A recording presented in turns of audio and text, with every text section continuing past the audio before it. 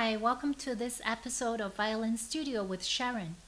In this episode, we're going to talk about how to add your second finger to the D string. Just like the first finger, we want to prepare our left hand that the index finger rests on the middle knuckle next to the neck. We place our first finger down even though we are focusing on the second finger. Our first finger will act as a guiding finger. We want to make sure that the fingertip is placed slightly to the left, creating a box or a square shape. As we place our second finger, we want it to be separated from one, as such. So essentially, we create somewhat like a letter V between 1 and 2. Always find 1 before finding 2. Just like building blocks, you build on the first one, then the second.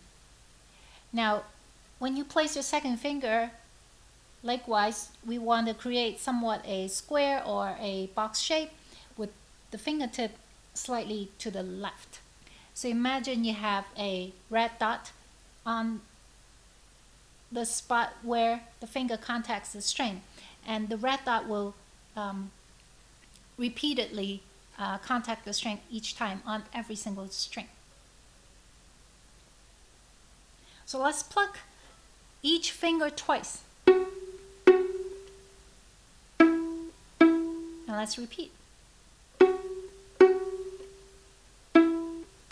As you notice, I keep my first finger in place throughout.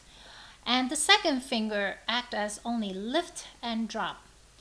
As mentioned before, in the previous episode, we learned that the finger motion initiates from the base knuckle.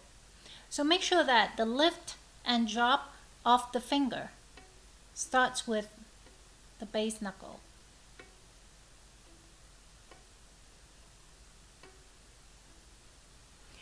Now, to think of the letter that your second finger is playing, simply think along the D string. You're on D, you go up one step to E, another step to F. Just as we are counting, 0 is your D string, 1 is your E, and 2 is your F sharp. So let's use an excerpt found in String Builder, number 45. Mary had a little lamb, and we can learn that by just simply plucking the finger.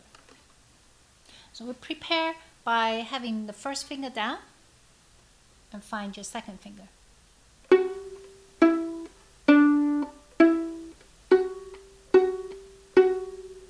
Lift, drop.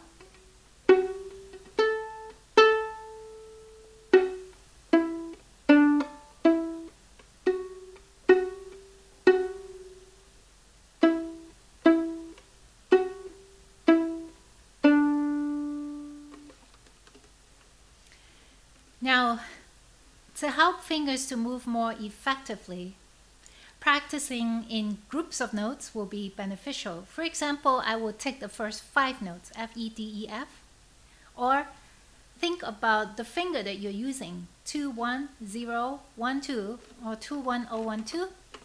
Memorize that, and I will repeat that.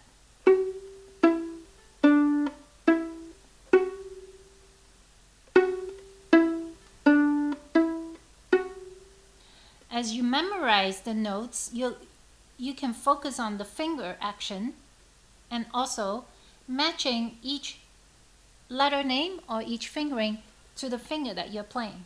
F, E, D, E, F. Or 2, 1, 0, 1, 2.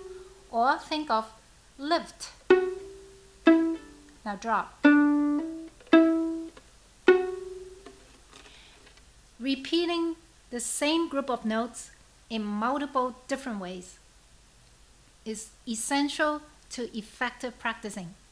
Now, I just simply think aloud in order for you to understand the thinking process behind this practice skill. I will do the same with the last 5 notes, F, F, E, E, F, E, D.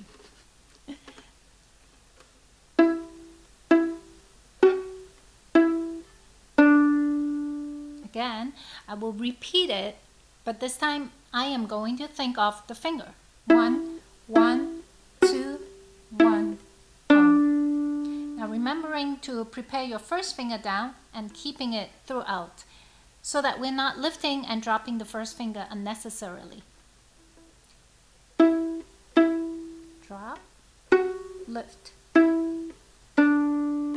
So isolating these groups of notes before putting the whole passage back together will be more effective than playing through the same line over and over again. And over a couple of days, you probably will already see the difference.